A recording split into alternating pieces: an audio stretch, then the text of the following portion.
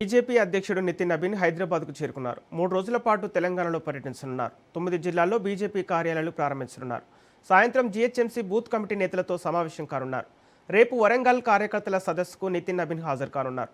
రాష్ట్రంలో పార్టీని సంస్థాగతంగా బలోపేతం చేయడం, అధికార పీఠం కైవసం చేసుకోవడమే లక్ష్యంగా పర్యటన కొనసాగించనున్న నితిన్ నబీన్ క్షేత్రస్థాయి కార్యకర్తలకు దిశానిర్దేశం చేయనున్నారు. నితిన్ నబీన్కు స్వాగతం పలికేందుకు రాష్ట్ర పార్టీ నాయకులు విస్తృత ఏర్పాట్లు చేశారు.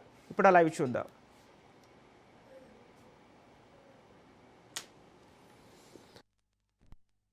हैं और इन विचारों के साथ जनता के बीच में जाकर कहीं न कहीं अपने उन पर सेवा के भाव से अपने विचारों को जनता के बीच में लेके जाते हैं।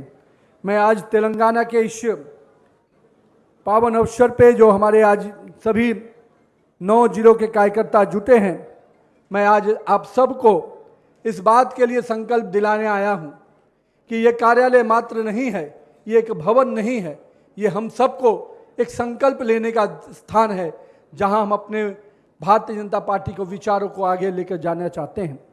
आज के दिन इस पावन धरती पर हम सरदार वल्लभ भाई पटेल जी के इस निजाम को जो गुलामी से मुक्ति दिलाया है, मैं आज उनको भी याद करना चाहता हूं और कहीं ना कहीं उनको नमन करता हूं।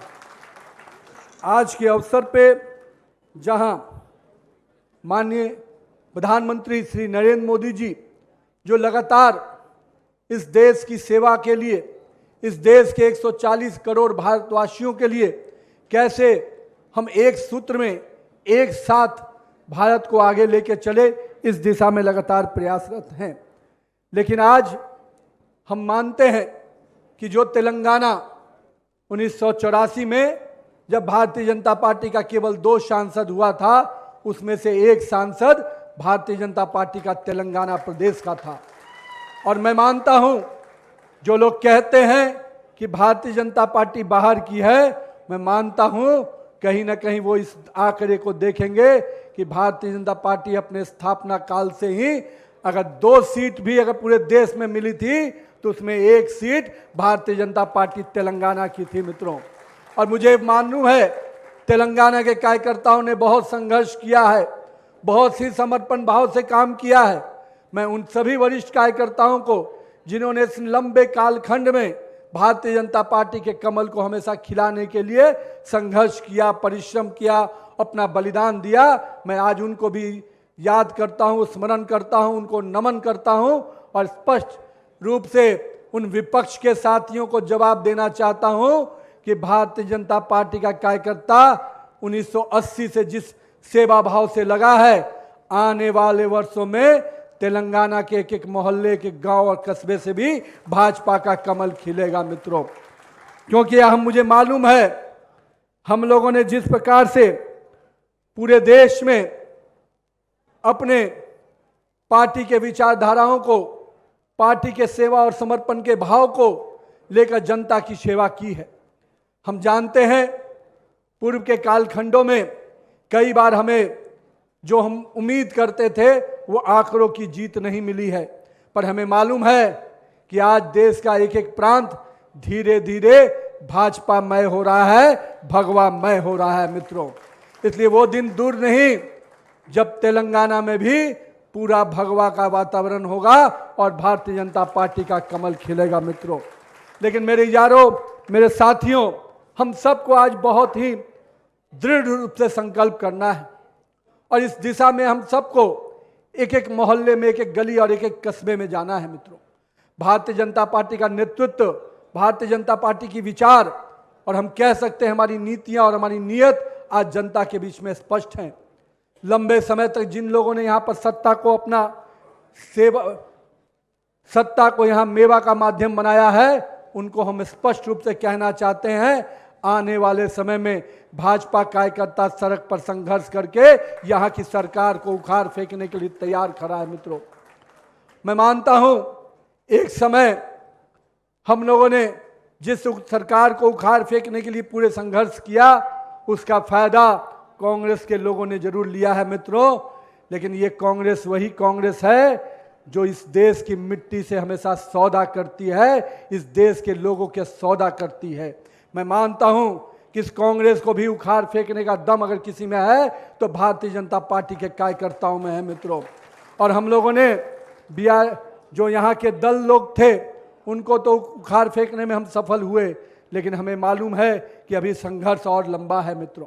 और मैं मानता हूं कि जब भाजपा का कार्यकर्ता संकल्प कर लेता है, हमने पश्चिम बंगाल में संघर्ष किया, हमने बलिदान दिया, हमने परिश्रम किया, हमारे कार्यकर्ताओं ने यातनाएं झेली, लेकिन हम लोगों ने अपने संघर्ष के साथ सफलता भी लेके आए। और पश्चिम बंगाल में जो कमल खिला, उस कमल को खिलाने में आपके राज्य के एक प्रभारी जो हमारे महामंत्री राष्ट्रीय सुनील बंसल जी भी यहाँ पर उपस्थित है। और मैं सुनील बंसल जी से कहूँगा, आपने जितने प्रयास पश्चिम बंगाल में किए हैं उसका दुगना प्रयास तेलंगाना की धरती पर भी कीजिए मित्रों। हमें मालूम है हमारे कार्यकर्ता पूरी ताकत और शिद्दत से, जिस प्रकार से जिस ऊर्जा से लोग मुझसे मिलने के लिए थे, मैं मातृशक्तियों को देख रहा था जिस प्रकार से मुझे आशीर्वाद दे रही थी, मैं अपनी माता बहनों से कहूँगा, आपके भाइयों को, आपके बेटों को जो आशीर्वाद मिल रहा है, निश्चिंत रहिए, हम माँ बहनों का सम्मान भी लाएंगे और इस तेलंगाना की भूमि से इस भ्रष्टाचारी और अराजकतावादी सरकार को भी उखाड़ फेंकेंगे मित्रों। लेकिन मित्रों, आज का दिन हम अपने उन पुरोधा को भी याद करने का दिन है। हमारे नेता आदरणीय श्यामा प्रसाद मुखर्जी जी ने जो सपना देखा था एक भारत श्रेष्ठ भारत का, उस सपने को साकार करने में हमारे नेता नरेंद्र मोदी जी लगे हैं।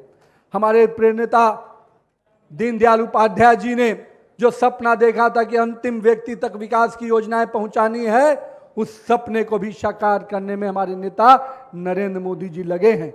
और हमारे श्रद्धेय अटल बिहारी वाजपेयी जी ने जो सपना और जो सरकार का शासन दिया और पूरे देश को जनता को गवर्नेंस का मॉडल दिया, सुशासन की राजनीति कैसे होती है उसका परिचय कराया, उस सुशासन की सरकार को भी नरेंद्र मोदी के नेतृत्व में पूरे देश की जनता देख रही है। मुझे पूरा विश्वास है कि मेरे कार्यकर्ता नरेंद्र मोदी की इन सेवा की योजनाओं को, हमारे देश के जो 140 करोड़ लोगों को जो आगे बढ़ाने का उनका संकल्प है और जो विकसित भारत का सपना हमने देखा है 2047 का, उस सपने को साकार करना है तो तेलंगाना में भी कमल खिलाना होगा मित्रों, तभी वो सपना साकार होगा। क्योंकि हम तेलंगाना के लोगों को निश्चित रूप से विकास की योजनाओं से जोड़ रहे हैं।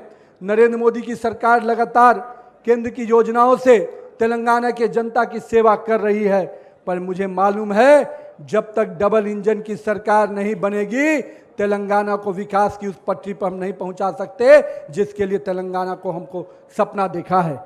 मैं आज के दिन अपने सभी पूर्व राष्ट्रीय अध्यक्षों को भी स्मरण करता हूं, उनके मेहनत, उनके परिश्रम को भी याद करता हूं। आज ये जो कार्यालय पूरे देश भर में बन रहा है, ये कार्यकर्ताओं का आश्रम, कार्यकर्ताओं का प्रेरणा का केंद्र बन रहा है।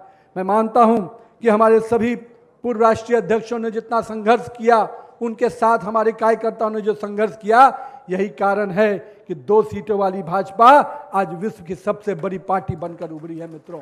इसलिए मैं मानता हूं 1980 से जो भाजपा का स्थापना हुआ और पिछले 46 वर्षों में हम जिस प्रकार से लगातार जनता का विश्वास जीत रहे हैं, हम देश के कई राज्यों में लगातार सरकारें बना रहे हैं और हमारा लक्ष्य जो है कि हमको भारत को 2047 में विकसित भारत बनाना है।